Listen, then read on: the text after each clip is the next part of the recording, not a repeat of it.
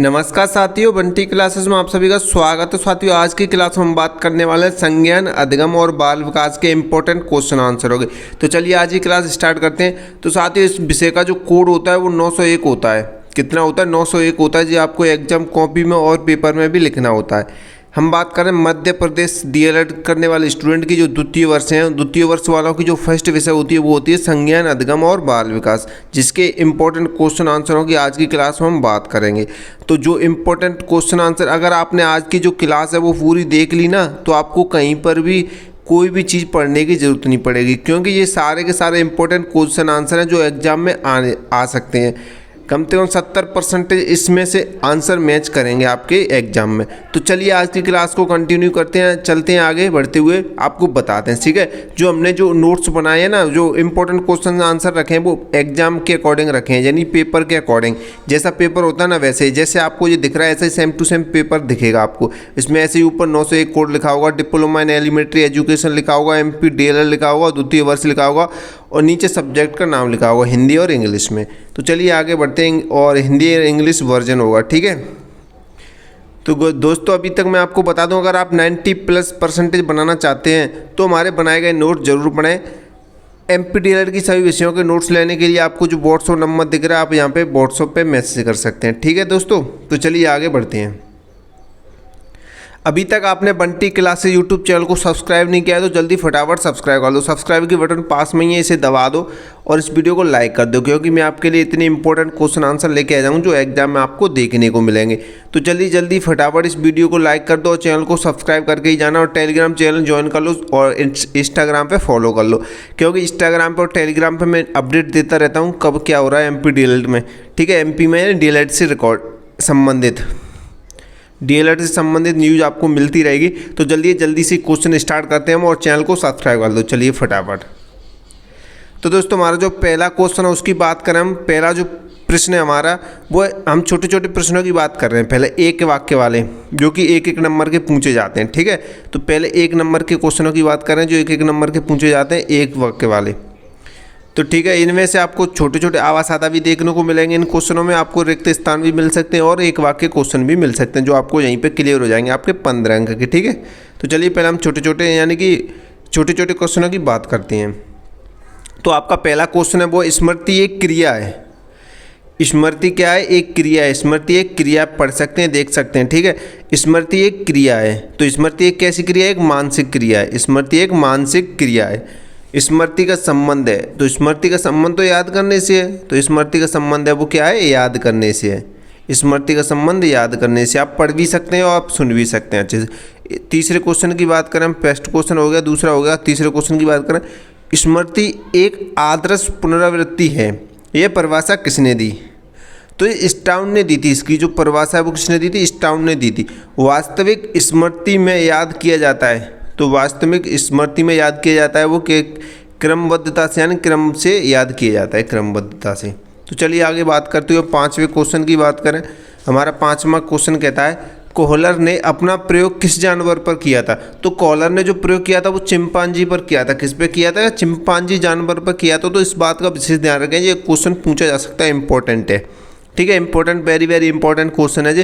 Kohler ने अपना प्रयोग किस जानवर पर किया था? वो चिंपांजी पे किया था। और एक क्वेश्चन ये भी बनता है कि कोहलर ने चिंपांजी का नाम क्या रखा था? तो कोहलर ने चिंपांजी का नाम सुल्तान रखा था। इस बात का विशेष ध्यान रखें, कोहलर ने चिंपांजी का क्या नाम रखा था? सुल्तान रखा था। ठीक है, एक क्वेश्चन ये भी बनता है, ये भी इंपॉर्टेंट क्वेश्चन है, इसे भी ध्यान रखें।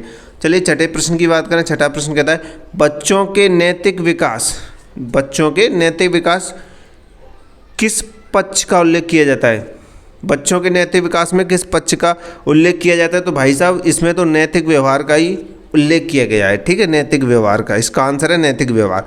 विस्मृति कितने प्रकार की होती है? तो विस्मृति 2 प्रकार की होती है। स्मृति और विस्मृति दोनों अलग अलग हैं, तो इसका ध्यान रखें। ठीक है, अच्छे से याद करेंगे। विस्मृति अलग होती है, स्मृति अलग होती है।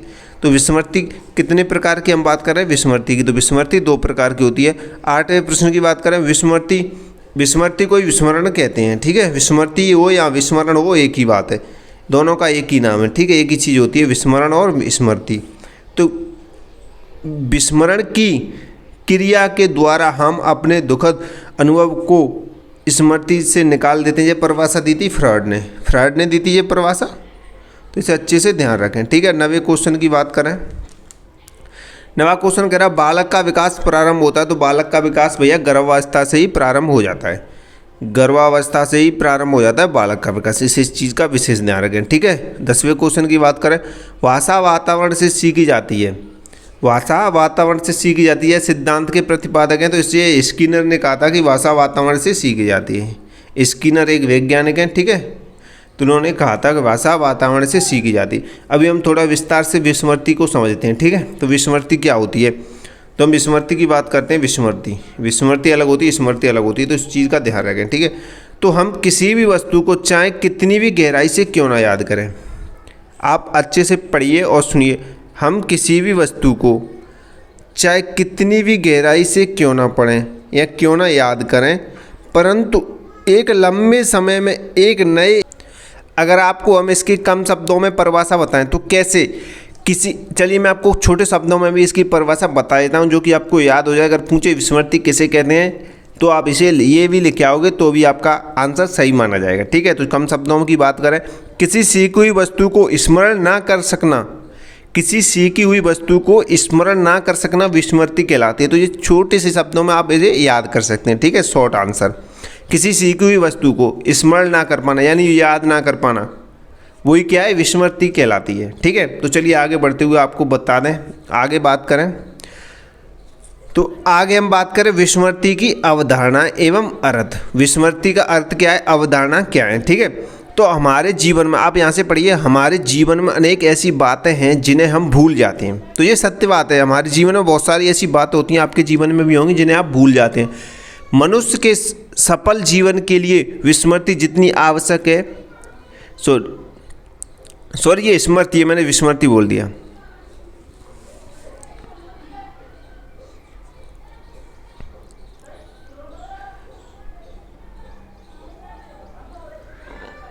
तो साथियों अभी हम विस्मृति की अवधारणा एवं अर्थ की बात करेंगे, ठीक है। आप अच्छे से इसे देखें और याद करें, ठीक है। आप पढ़ते चलें, मेरे साथ साथ भी मन में दोहराएं और सुने अच्छे से, ताकि आपको एक ही बार में क्लियर हो जाए, ठीक है। इस विस्मृति से हर बार एक क्वेश्चन पूछा जाता है, वो 4 अंक का या 5 अंक का या 7 अंक का, 6 अंक का, कितने भी अंक का हो सकता है, ठीक है। तो अच्छे से याद करें, ठीक है। विस्मृति से हमेशा एक क्वेश्चन पूछा जाता है। तो हमारे जीवन में अनेक ऐसी बातें जिन्हें हम भूल जाते हैं। मनुष्य के सफल जीवन के लिए स्मृति जितनी आवश्यक है, विस्मृति भी उतनी ही आवश्यक है। देखो, जीवन जीने के लिए दोनों चीज़ें ही आवश्यक है, स्मृति भी जरूरी है और विस्मृति भी जरूरी है। अच्छी, यहाँ से आप पढ़िए, अच्छी स्मृति का एक लक्षण व्यर्थ की बातों को भूल जाना है। यदि आप बेकार फालतू की बातों को नहीं भूलोगे तो आपको टेंशन वगैरह रहती रहेगी, इसीलिए आपका दिमाग काम नहीं करेगा। इसीलिए अच्छी स्मृति का एक लक्षण व्यर्थ की बातों को भूल जाना है, इसलिए स्मृति भी जरूरी। अप्रिय बातों को भूल जाना ही अच्छा होता है। जो आपके काम की कोई बात नहीं है, बेकार फालतू की बात है, तो उनको याद करके आप क्या करोगे, तो उन्हें भूल जाना ही अच्छा होता है, क्योंकि इससे मानसिक तनाव दूर हो जाता है, ठीक है। आप अच्छे से पढ़िए, क्योंकि इससे मानसिक तनाव दूर हो जाता है। मानसिक रोगी अप्रिय बातों को बार बार याद करते हैं, ठीक है। तो जितनी स्मृति जरूरी है उतनी ही विस्मृति भी जरूरी है जीवन जीने के लिए, ठीक है। तो चलिए विस्मृति की कुछ परिभाषाएं देखते हैं जो कि आपसे पूछी जा सकती हैं हर बार, नहीं तो एक आध 2 बार एग्जाम में परिभाषाएं भी पूछी जा सकती हैं। 2024 में आपको परिभाषा भी देखने को मिल सकती है, ठीक है, विस्मृति से संबंधित। तो चलिए विस्मृति की कुछ परिभाषाएं कुछ वैज्ञानिकों के अनुसार जो उनको पढ़ते हैं पहले, ठीक है। देवर के अनुसार, देवर एक वैज्ञानिक है, उनके अनुसार वो क्या कहते हैं विस्मृति के बारे में, ठीक है। तो विस्मृति का अर्थ है, देवर कहते हैं, देवर के अनुसार विस्मृति का अर्थ है किसी अवसर पर प्रयत्न करने पर किसी पूर्व अनुभव को याद करने या कुछ समय पहले सीखी किसी कार्य को करने में असफलता।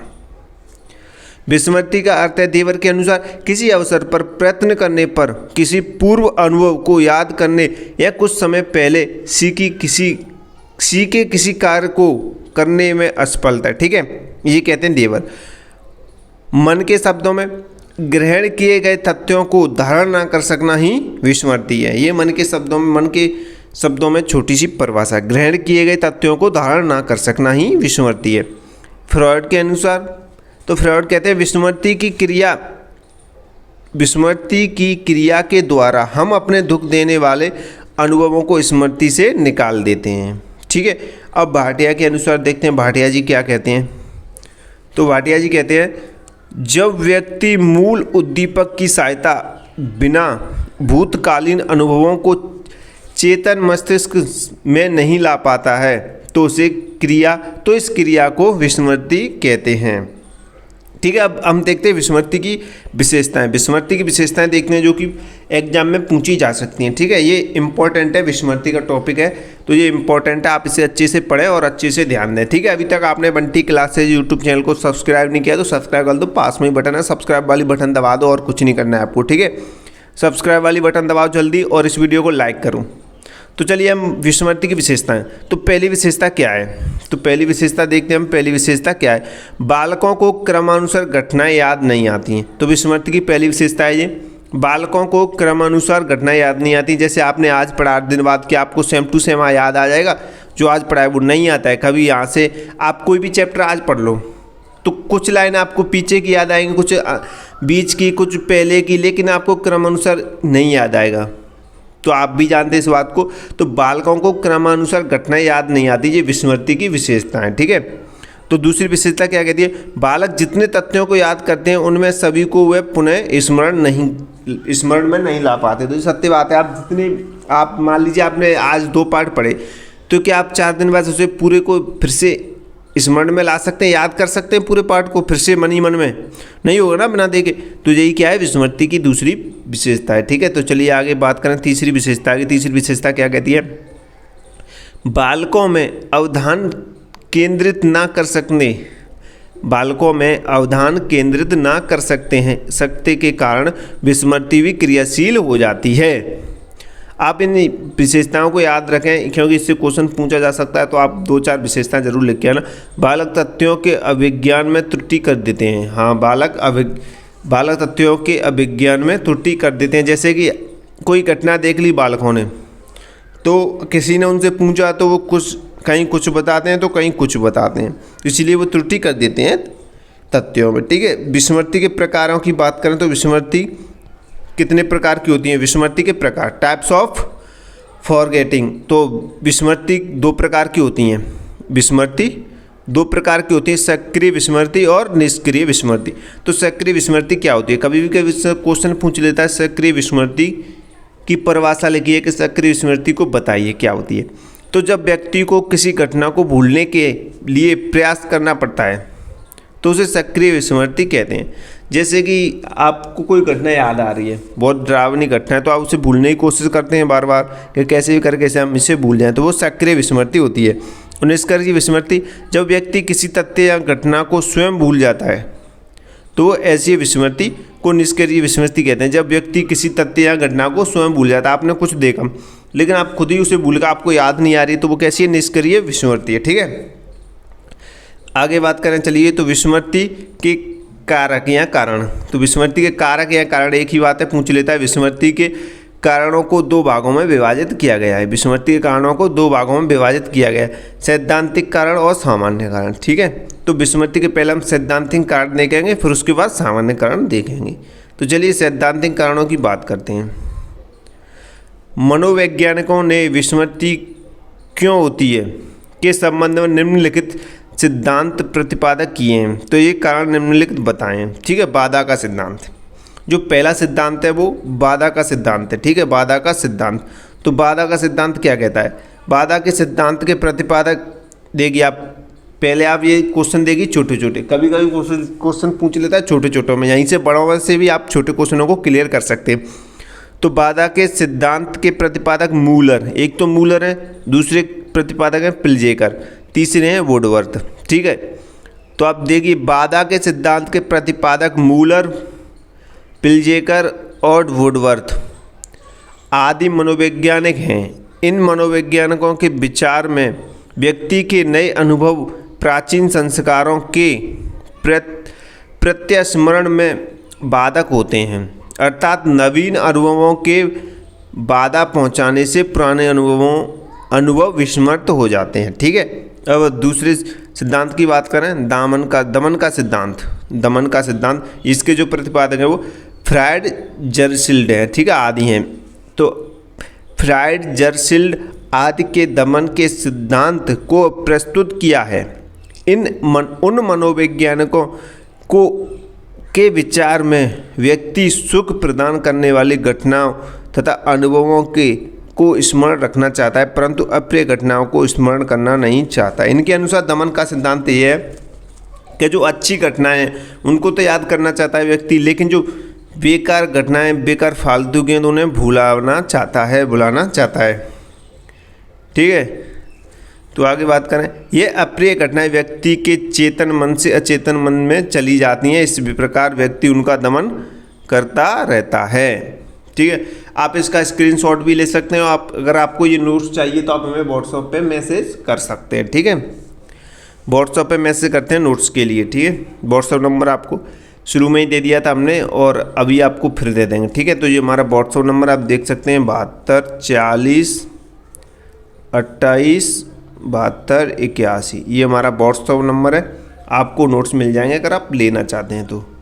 ठीक है, तो चलिए आगे बात करें हम तीसरे सिद्धांत की, अनभ्यास का सिद्धांत। अनभ्यास एबिंगहॉस के द्वारा अनभ्यास का सिद्धांत है जी। एबिंगहॉस ने इस सिद्धांत के प्रस्तुत किया था। एबिंगहॉस ने इस सिद्धांत को प्रस्तुत किया था। इन्होंने विस्मरण या विस्मृति को एक निष्क्रिय मानसिक प्रक्रिया बताया है। ऐसे भी क्वेश्चन पूछ सकता है कुछ छोटे वाले में कि निष्क्रिय मानसिक प्रक्रिया किसने बताया, तो एबिंगहॉस ने बताया। एबिंगहॉस एक पॉइंट अच्छे से पढ़िए। ठीक है, जब कोई व्यक्ति किसी विषय सामग्री को याद करता है परंतु बहुत दिनों तक उसका पुनः स्मरण नहीं करता तो उसको भूल जाता है।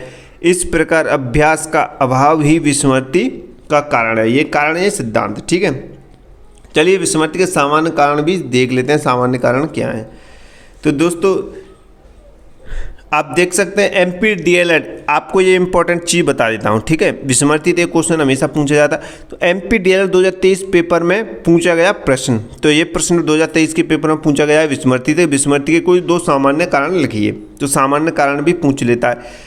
ठीक है, तो विस्मृति के कोई 2 सामान्य 2023 में पूछा गया क्वेश्चन है भाई, ये 2023 में पूछा गया क्वेश्चन है। विस्मृति के कोई 2 सामान्य कारण लिखिए, 2 कारण पूछे उन्हें। तो विस्मृति के सामान्य कारण निम्नलिखित हैं। ठीक है, तो विस्मृति के सामान्य कारण है, पहला कारण है समय का प्रभाव।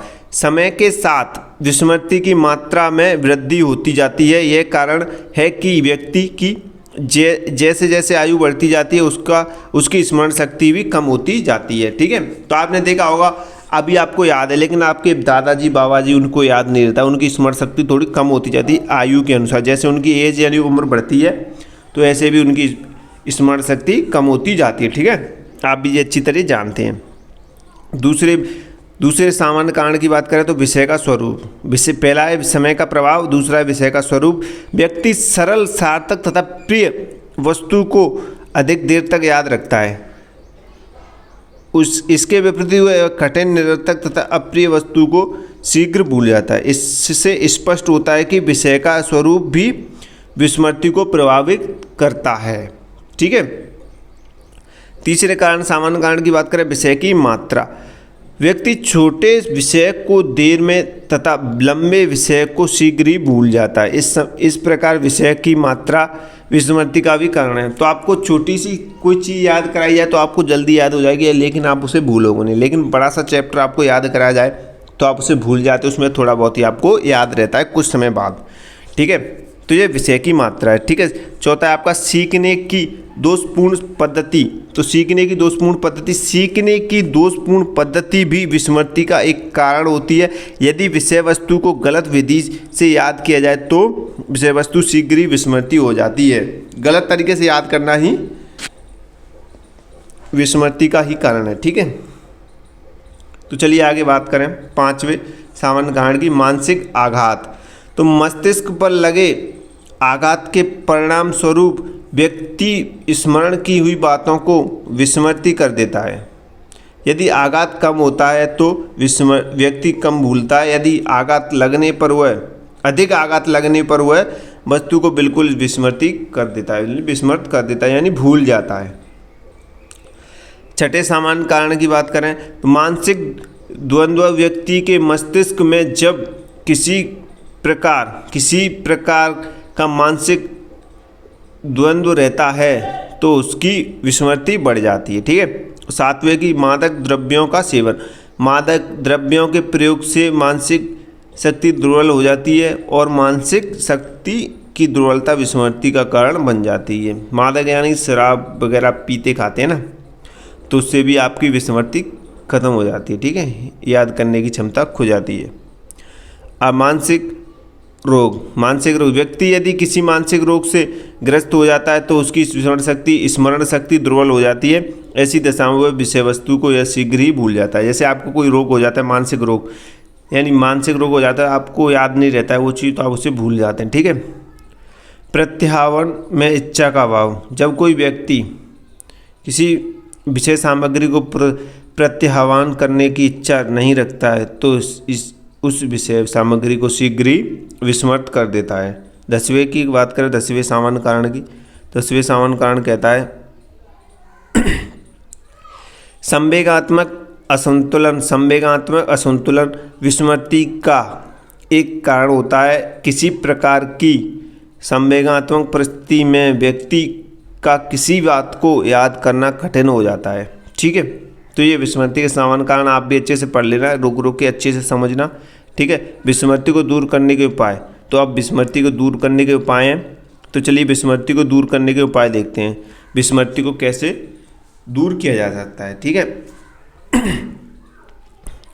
तो दोस्तों मैं आपको बता दूं, अगर आपसे पूछा जाए कि विस्मृति को दूर करने के उपाय बताइए, तो हम ऐसे लिखते हैं, वह स्मृति को निम्नलिखित उपायों का प्रयोग काम किया जा सकता है। ठीक है। विस्मृति को दूर करने के लिए स्मृति को निम्नलिखित उपायों का प्रयोग करके काम किया जा सकता है। ठीक है। स्मरण करने पर ध्यान। पहला जो पॉइंट है वो है स्मरण करने पर। देन आप छोटे छोटे पॉइंट भी लिख सकते हैं, इनसे भी आपको एग्जाम में बहुत सारी हेल्प होगी। आप अच्छे से याद करें छोटे छोटे पॉइंटों को। स्मरण करने में ध्यान, किसी विषय को याद करते समय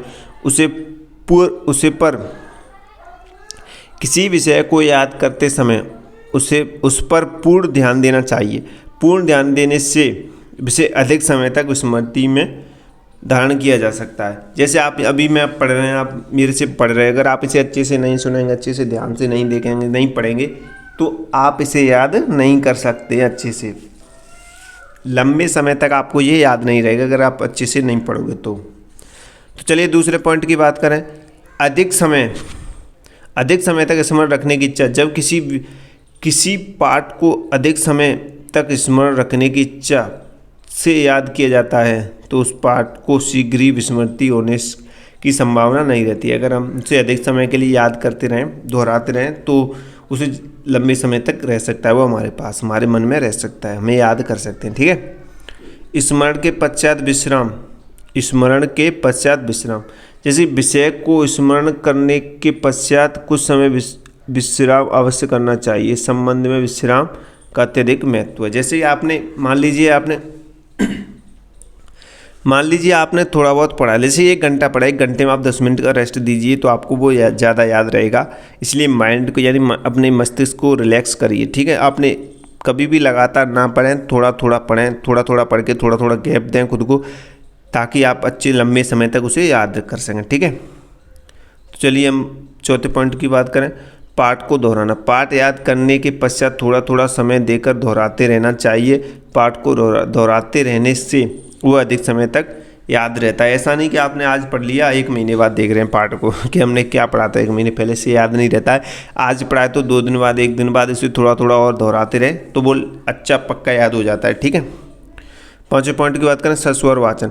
पाठ को बोल बोल कर तथा स्वस्वर याद करना चाहिए। पाठ को बोल बोल कर पाठ याद करने से विस्मरण की गति मंद यानी धीमी हो जाती है। बोल बोल के पढ़ते हैं तो हमें याद होता है, हम चीज़ को उसको बोलते हैं और सुनते हैं, थोड़ा बोल बोल के भी याद करना चाहिए। ठीक है। सस्वर वाचन में आता है साहचर्य स्थापित करना। छठा पॉइंट है छठा पॉइंट है आपका साहचर्य स्थापित करना।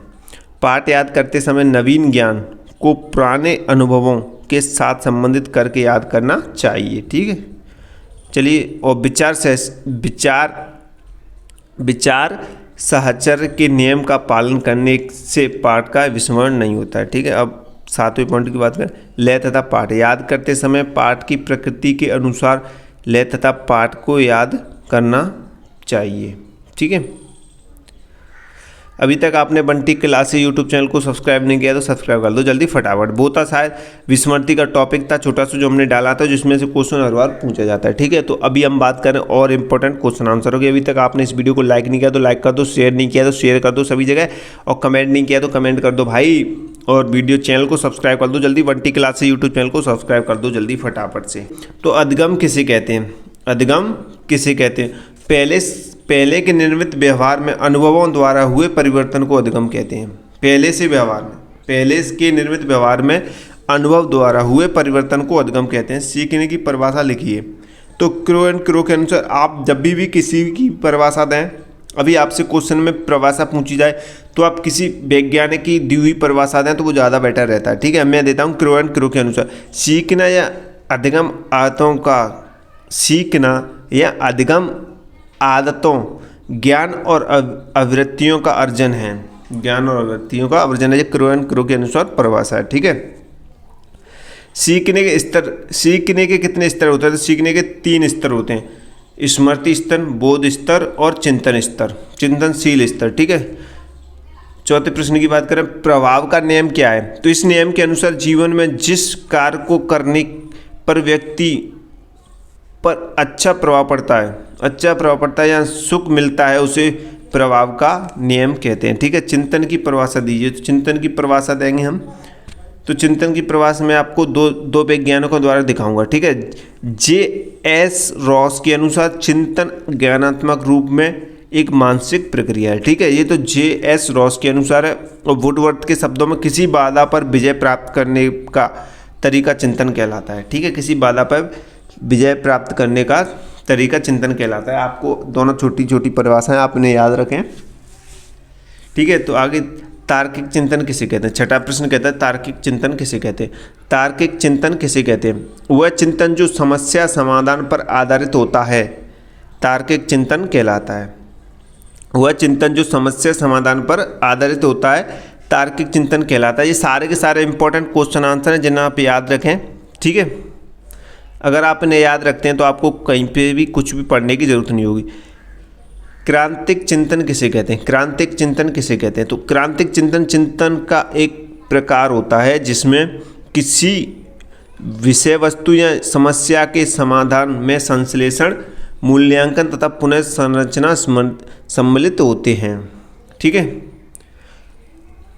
8वें प्रश्न की बात करें, अविसारी चिंतन की व्याख्या सर्वप्रथम किसने की? अविसारी चिंतन की व्याख्या सर्वप्रथम किसने की? तो पॉल गिलफर्ड ने की थी। पॉल गिलफर्ड ने। तो दोस्तों आप इनका स्क्रीनशॉट ले सकते हैं, आप अपनी कॉपी में लिख सकते हैं। इंपॉर्टेंट क्वेश्चन आंसर है जो आसान भाषा में बनाए गए हैं। ठीक है, नोट्स लेने के लिए आप हमें व्हाट्सअप मैसेज कर सकते हैं। स्कीमा क्या है? स्कीमा उत्तर लिखेंगे, स्कीमा क्या है? तो स्कीमा से प्याजे का तात्पर्य एक ऐसी मानसिक संरचना से है जिसका सामान्यीकरण किया जाता है। ठीक है, आप अच्छे से याद करें, आप भी पढ़ सकते हैं। चिंतन के साधन किसे कहते हैं? चिंतन की प्रक्रिया में जुड़े हुए तत्वों को चिंतन के साधन कहते हैं। चिंतन की प्रक्रिया में जुड़े हुए तत्वों को चिंतन के साधन कहते हैं। मानसिक क्रिया किसे कहते हैं? प्याजे के अनुसार मानसिक क्रिया से तात्पर्य बालक द्वारा समस्या समाधान के लिए किए जाने वाले चिंतन से है। ठीक है, मानसिक क्रिया किसे कहते हैं? अभी अब 12 क्वेश्चन की बात करें, प्रत्यक्षात्मक सीखना किसे कहते हैं? प्रत्यक्षात्मक, जब किसी वस्तु को देखकर, सुनकर या स्पर्श करके उसका ज्ञान प्राप्त किया जाता है उसे तो प्रत्यक्षात्मक सीखना कहते हैं। ठीक है, देखकर, सुनकर और स्पर्श करके जिसे हम सीखते हैं, जिससे ज्ञान प्राप्त होता है, वही तो प्रत्यक्षात्मक सीखना कहलाता है। ठीक है, विभेदीकरण की बात करें, विभेदीकरण किसे कहते हैं? उत्तर, मानव यानी प्राणी की यह विशेषता होती है कि वह एक क्रिया और दूसरी क्रिया में क्या अंतर है स्वतः ही पहचान लेता है। इसी को मनोवैज्ञानिक विभेदीकरण कहते हैं। ठीक है, स्मृति के कितने पक्ष होते हैं? तो स्मृति के 2 पक्ष होते हैं, धनात्मक और ऋणात्मक। ठीक है, स्मृति के 2 पक्ष होते हैं, धनात्मक और ऋणात्मक। 15वें क्वेश्चन की बात करें, पुनः स्मरण किसे कहते हैं? पुनः स्मरण किसे कहते हैं?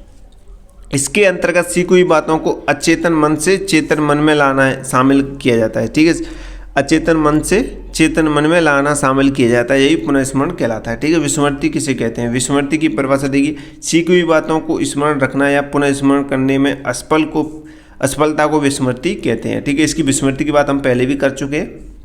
अनुकूल किसे कहते हैं? अनुकूलन किसे कहते हैं? अनुकूलन तो परिवेश के साथ सीधे परस्पर क्रिया प्रतिक्रिया के द्वारा योजनाएं बनाने को अनुकूलन कहते हैं।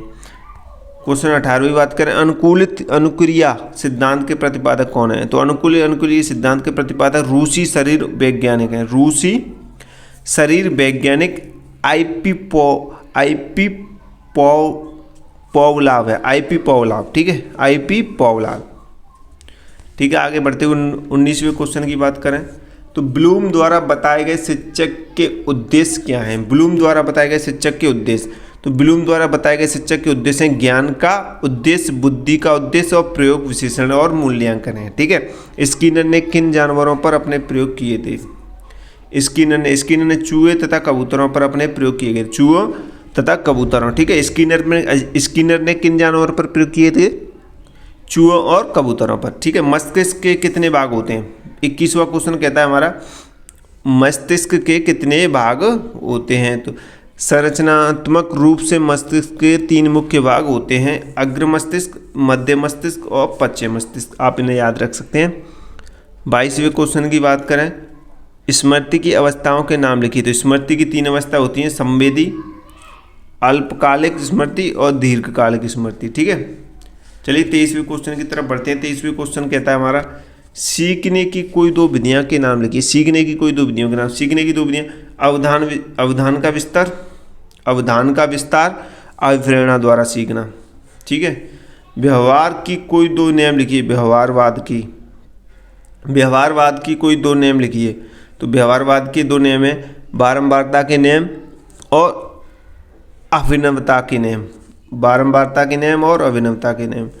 अवधान की परिभाषा लिखिए। अवधान की परिभाषा, रॉस के अनुसार अवधान विचार की किसी वस्तु को मस्तिष्क के सामने स्पष्ट रूप से उपस्थित करने की प्रक्रिया है। ठीक है, चलिए आगे बात करें, भाषा के द्वारा क्या कार्य किया जाता है? भाषा के द्वारा, तो भाषा के द्वारा दूसरों के क्रियाकलाप, ध्यान का संचालन और अपनी बात को समझाने का कार्य किया जाता है भाषा के द्वारा। ठीक है, अब जब तक आप पे भाषा नहीं आएगी तो आप अपनी बात को दूसरे को कैसे समझा पाओगे? इसलिए भाषा के द्वारा जो कार्य हम जिस टॉपिक पे चर्चा कर रहे हैं उसे अच्छे से समझाना ही भाषा के द्वारा ही समझाया जा सकता है। ठीक है, आपकी कैसी भाषा, आप कैसे बोलते हैं। ठीक है, चलिए आगे बात करें 27वें क्वेश्चन की, कहानियों के माध्यम से बच्चों में कितने भाषाई कौशलों का विकास किया जाता है? तो कहानियों के माध्यम से बच्चों में 4 प्रकार के भाषाई कौशलों का विकास किया जा सकता है। ठीक है, 4 प्रकार के भाषाई कौशल कितने प्रकार के होते हैं? तो भाषाई कौशल 4 प्रकार के होते हैं, श्रवण कौशल, वाचन कौशल, पाठन कौशल, लेखन कौशल। श्रवण यानी सुनना, वाचन यानी कि बोलना, पठन कौशल यानी कि पढ़ना और लेखन यानी लिखना। ठीक है, ध्यान रखें। हिंदी में व्यंजनों की संख्या कितनी है? तो हिंदी में व्यंजनों की संख्या 41 है। हिंदी में व्यंजनों की संख्या 41 है। मौखिक भाषा किसे कहते हैं? मौखिक भाषा अक्षरों का केवल ध्वन्यात्मक रूप से, मौखिक भाषा अक्षरों का केवल ध्वन्यात्मक रूप है, यानी कि ध्वनि रूप है। मौखिक भाषा अक्षरों का केवल ध्वन्य रूप है, ध्वन्यात्मक रूप है, यानी ध्वनि हम बोलते हैं ना, मुंह से आवाज़ निकलती है, वही है। इसका प्रयोग मौखिक रूप से विचार विनिमय के लिए किया जाता है। ठीक है, अपने विचारों को स्पष्ट किसी के सामने रखना, विचार विनिमय आदान प्रदान के लिए किया जाता है। बहुभाषिता किसे कहते हैं? बहुभाषिता, तो बहुभाषिता के अंतर्गत किसी एक ही व्यक्ति के द्वारा अनेक प्रकार की भाषाओं का प्रयोग करना शामिल है। आधुनिक सामाजिक संज्ञानात्मक सिद्धांत के निर्माणकर्ता कौन थे? तो आधुनिक सामाजिक संज्ञानात्मक सिद्धांत के निर्माणकर्ता अमेरिकी मनोविज्ञान एल्बर्ट वांड्रा और वॉल्टर मिशेल थे। एल्बर्ट वांड्रा और वॉल्टर मिशेल थे। ठीक है, वार्तालाप किसे कहते हैं?